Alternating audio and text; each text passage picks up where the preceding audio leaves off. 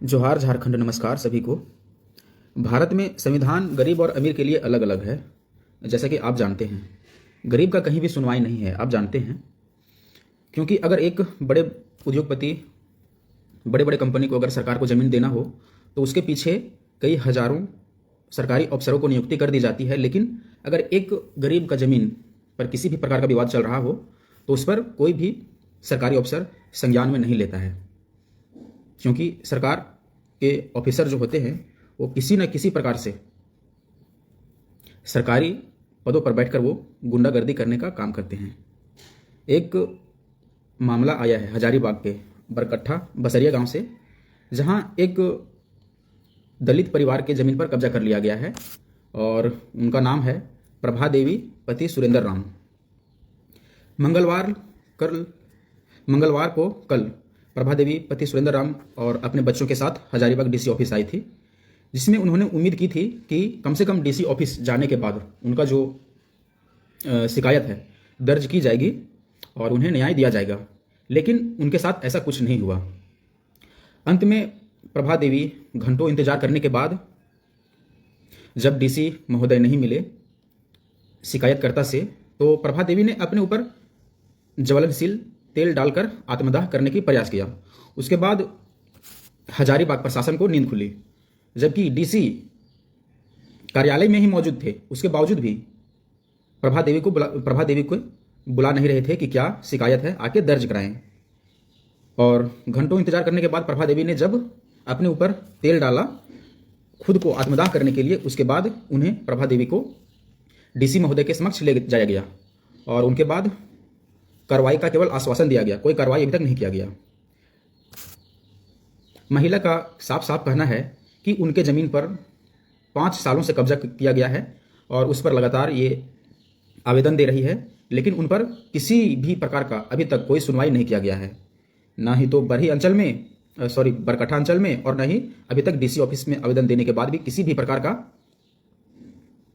कार्रवाई नहीं किया जा रहा है। तो उससे त्रस्त होकर प्रभा देवी अपने पति और अपने बच्चों के साथ हजारीबाग आई थी, लेकिन उसके बाद भी कोई कार्रवाई नहीं किया गया, केवल आश्वासन दिया गया।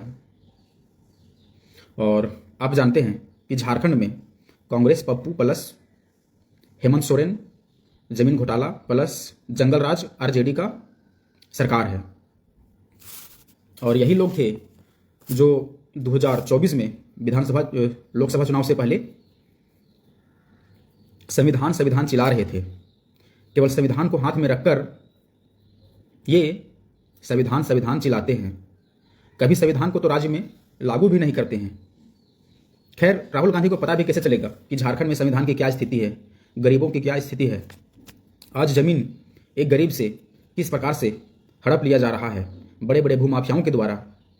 राहुल गांधी तो केवल कोलंबिया, दुबई और इटली घूमने में व्यस्त रहते हैं, तो उनको पता कैसे चलेगा। लेकिन जब ये विदेश से आएंगे तो सिर्फ संविधान और संविधान चिल्लाएंगे।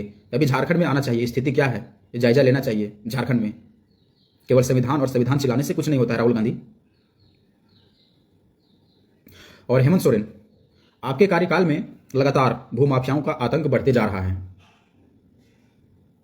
आपके कार्यकाल में सरकारी पदों पर जो बैठे हैं ना, वो भूमाफिया से भी कम नहीं है, क्योंकि वे किसी न किसी प्रकार से मैनेज करके चलते हैं ऊपर से ही। तभी तो एक गरीब आदमी को न्याय नहीं दिला पाते हैं ये। जिस प्रकार से घटना घटी मंगलवार को, अगर शायद संज्ञान में नहीं लिया जाता, प्रभा देवी आत्मदाह करने की प्रयास कर रही थी, उसके बाद जिम्मेवारी किसका होता। जबकि डीसी महोदय ऑफिस में ही मौजूद थे, उसके बावजूद भी उनको नहीं बुलाया गया कि क्या मामला है, आके बताइए।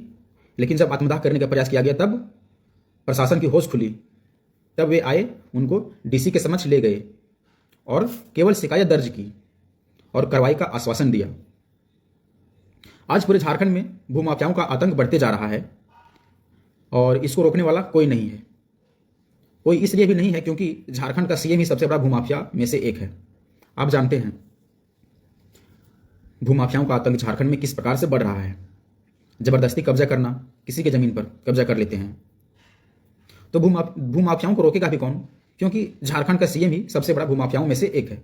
आप जानते हैं 2024 में लोकसभा चुनाव से पहले ये तो जमीन के मामले में जेल भी जा चुके हैं। तो सबसे बड़ा तो भूमाफिया झारखंड का सीएम हेमंत सोरेन है, जिससे देखकर जो छोटे मोटे भूमाफिया हैं उनका तो और मन बढ़ गया है।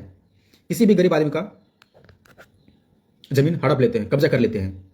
इस प्रकार से चल रहा है झारखंड में न्यायिक व्यवस्था। सरकार को शर्म करनी चाहिए। संविधान की बात करने वाले, संविधान चिल्लाने वाले, केवल संविधान के नाम पर झूठे नैरेटिव सेट करने वाले, आज इनको दिखाई नहीं देता है झारखंड में क्या हो रहा है।